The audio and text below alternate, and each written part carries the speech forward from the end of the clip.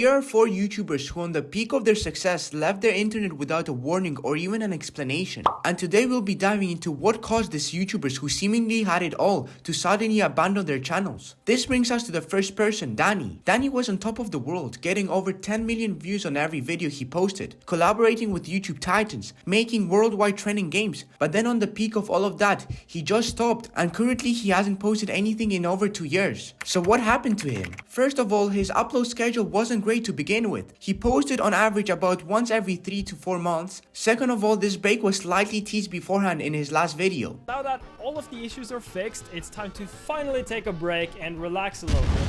But this still doesn't explain why Dani went completely ghost on everything. No more tweets, no more Instagram posts, not even a single word on his Discord server. Absolutely no activity whatsoever on social media. It was as if he had died. So naturally, I went to look for clues about his disappearance. I started off by going to his Discord server, and I came across this message which was posted in January. Even though it was posted a long time ago, it was still information. In short, basically what it said was that Dani has been working on his next video tirelessly and that it took a lot of time. But there is still something missing. What type of thing could take almost 3 years to make? And why has Dani completely left social media this past month? And the answer to this is honestly not that exciting. I think first of all he wants to hype up the release of Carlson, as it is his biggest project to date. But you might be thinking, why did he go completely ghost on everything then? Well, I think this clip explains it well. The expectations are just... they're like way too high. They're extremely high. There are at the very least hundreds of thousands of people, if not millions of people waiting. And so the pressure is, it's kind of insane. And people will ask about Carlson no matter where I go or what I do. You know, like I go on Discord, Twitter, Facebook, Instagram, friends, family, even like Steam, Intel, Nvidia, Epic Games, like all these massive companies. They're all like sending me emails asking where Carlson is. Like I don't even comment on YouTube videos anymore because people will just tell me to f off and work on Carlson, which is like, okay. It's at the point where I'm actually getting like death threats in my inbox because I'm not posting Carlson devlogs, and it's kind of weird. His presence on social media even before was minimal, and in combination with the pressure and constantly being bombarded with the same questions, eventually led him to take more and more time off of social media until eventually I think he just had enough and took a break to just focus on development. Next up we have Corpse, a person who spent years building a dream career as a content creator, amassing over 10 million subscribers on YouTube, releasing a platinum hit record, and all of which he did without revealing his identity. So what went wrong with him and why did he abandon his channel? Corpse started his YouTube channel on 17th of July 2015. He would upload his first video the following day. The first thing evident to the viewers was his natural deep and raspy voice, which would later be revealed as a partial result of a chronic health condition that Corpse was suffering from. Throughout his career, his anxiety would get worse since he had become a compulsive liar in order to keep his 2 separate lives. Come up, I have an apartment, and so when I have people come over, it's like, don't go in that room. And well, that's like your YouTube room? Yeah. And they're like, why? And I'm like, they're like, how do you have this money? And I'm like, I don't know. I just come off sketchy to everybody. Right, because they don't know the truth, and they're like, you're hiding something. Yeah. It must be a dead body. Like, I can't answer simple questions. The decline of his mental health would also soon come to no surprise, especially considering his choice of being faceless. And this completely destroyed his social life, even getting to the point where he became too anxious to leave his house or even speak in public. How does remaining anonymous affect your social life? Pretty much eviscerated it.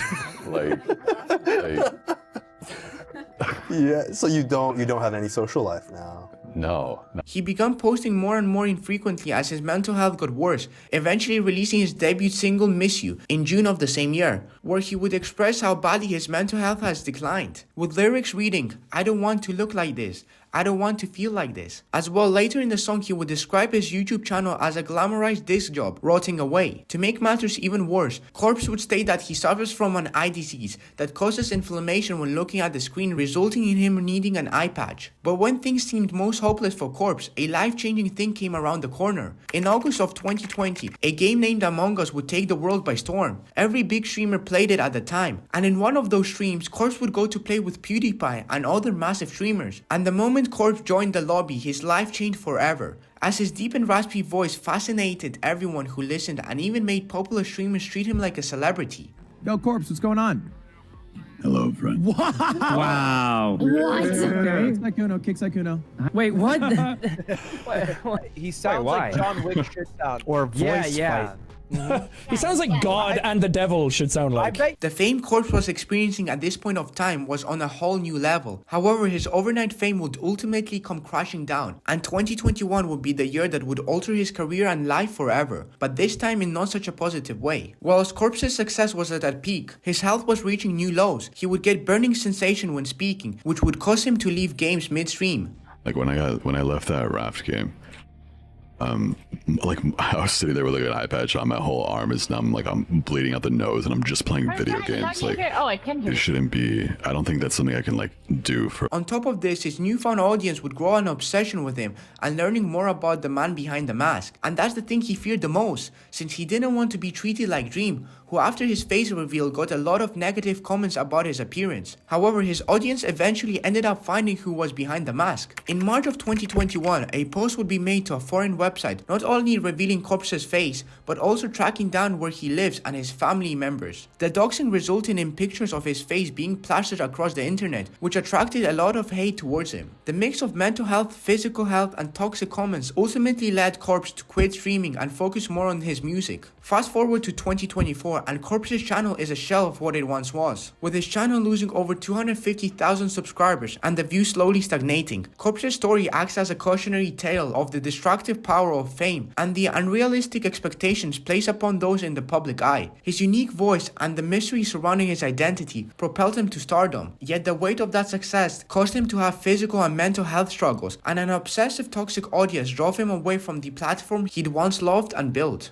Moving on, we have Fearless. Fearless was one of the most loved YouTubers ever, averaging 40 to 50 million views on every video he posted, while having an incredible loyal fanbase. But then he just disappeared. So what caused a person who seemingly had it all to suddenly abandon it all? Well, to start off, his upload schedule, as with most of the cases mentioned in the video, wasn't that great. He would upload about every 4 to 5 months before his disappearance, but 3 years of not uploading is absolutely absurd, even for him. And ironically, this made the death rumors seem not too extreme. That is, until a year ago he was spotted playing random duos with someone who was actually able to question Fearless on his whereabouts. So at least we know for certain he's alive and well, but what is causing him not to upload? There's a popular theory floating around regarding his disappearance, which was that he had simply lost interest in playing Fortnite and had quit. But was this actually true? Well, no, because he was playing on this account, having even played in Chapter 5. Another popular theory was that it was hard to get content on Fortnite because the game had barely any noobs left, plus Fortnite had removed a bunch of the more unusual items,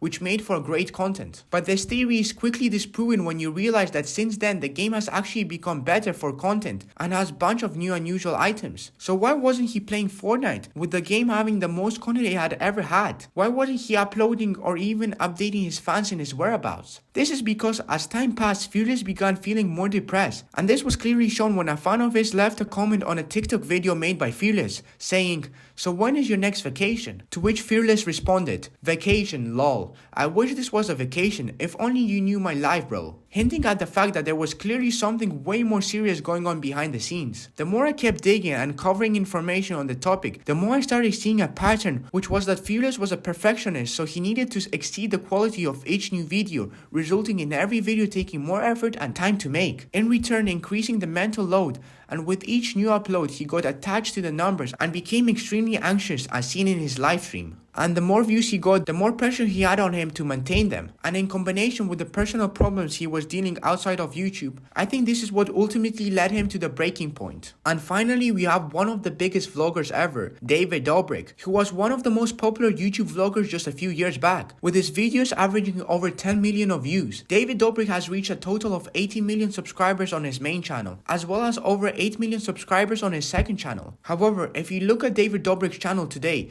you will see that he hasn't uploaded a single YouTube video in over a year. So what went wrong? David Dobrik was involved in a lot of YouTube drama at one point, and he often took his pranks way too far, and in one of those pranks, he almost got one of his vlog squad members, Jeff Wittek, killed. In this video, what happened was that a lot of people were swinging on ropes around a crane, and Jeff ended up hitting the crane and he got severely injured, bursting his head open, and he could have potentially even died. There was so much drama surrounding David Dobrik that he uploaded a video addressing all the controversy on March 23rd, 2022. In this video, David Dobrik apologized for his actions, but many people in the comment section didn't feel it was genuine because he only apologized after all his sponsors dropped him. David Dobrik lost over 400,000 subscribers due to all the drama, but he still had well over 10 million subscribers, so it didn't affect him that much. David Dobrik continued to take time off YouTube after he uploaded the apology video, but he would eventually return to the platform on June 15th, 2021. His videos did see a decrease in viewership compared to what they were getting in 2018 and 2019, but they were still averaging over 10 million views, so it's not like David Dobrik fell off. So then why did he stop uploading videos even though he was still getting great viewership? There are many possible answers to this question, but I think it mainly comes down to the fact that David Dobrik started his own pizza shop. David Dobrik has been spending a lot of time working on his pizza shop in LA called Dobrik's Pizza. He also got sued for $10 million by Jeff Wittek for the crane incident, as well as all of David Dobrik's YouTube channels being completely demonetized by YouTube for the sexual assault incident that one of his members had. And yes guys, this is basically it. And if you enjoyed this video, please consider subscribing and leaving a like. This will help me out a lot and motivate me to make even better videos for you. Thank you for watching the video and have a good day. Bye.